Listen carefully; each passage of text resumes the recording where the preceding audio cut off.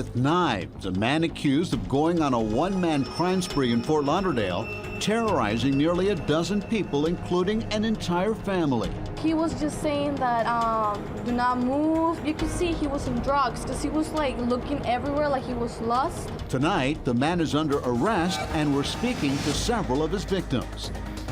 It's a CBS 4 News exclusive. Now, Fort Lauderdale police are trying to figure out what this guy was after. Detectives say he went from place to place armed with knives and got away with nothing. CBS 4's Ted Scouten is live in the Coral Ridge neighborhood of Fort Lauderdale to explain what went on here. Ted? Yeah, Elliot, the simple answer here is investigators believe this guy may have been sky high on something. As a matter of fact, after he was arrested, they took him straight over to the hospital to see if he was on something. They believe that all this began early Saturday morning here at the Sunfish Grill restaurant. They think that he was able to break through this door here and then get into the kitchen where he took a whole bunch of knives. It was a long knife. It was about easily a 15-inch. It looked like a machete. One victim after another describes a terrifying night when a man armed with knives goes on a rampage. A woman who does not want to show her face said Alan McDonald had 8 knives around his waist and a big one in his hand. He had them like plugged inside, and he had one like probably this big. It was like, I remember it was the height like from here to here. It all began late Friday night, early Saturday morning when investigators say McDonald broke into the Sunfish Grill.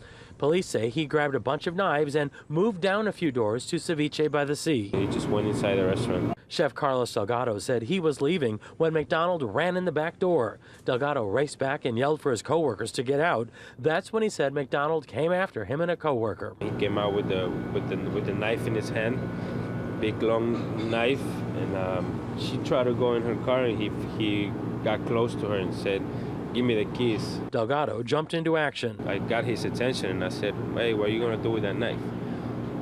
He dazed out on me. He just started looking at me like he was confused. They got away. That's when he said McDonald locked himself in the restaurant and walked out the other side. Police say he showed up a few minutes later at the back door of an apartment a couple blocks away as 2 men talked outside. My boyfriend said, "What is that you want?" And he's like, "Is the door open?" So he just went straight, took 2 knives out, tried to stop my father. My father jumped out. He came in and locked the door and closed the door, and me and my sisters and my mom were locked inside. The father broke down the door as 3 girls and their mom were locked inside. They say McDonald had 9 knives on him and threatened a 10-year-old girl. I pushed my sister. He almost knifed my arm. Thank God nothing happened. We run so fast that, now we're alive. The family ran for their lives. They say McDonald calmly walked across the street to do it again, then once more half a block away. In all, 10 victims, 5 locations, all in just a matter of minutes. I thank God that nothing happened. God was one who guarded our lives. Right now, McDonald is being held with no bond at the Broward County Jail. He's due in court tomorrow afternoon. Live in Fort Lauderdale, Ted Scouten, CBS 4 News. Ted, thanks a lot. Right now.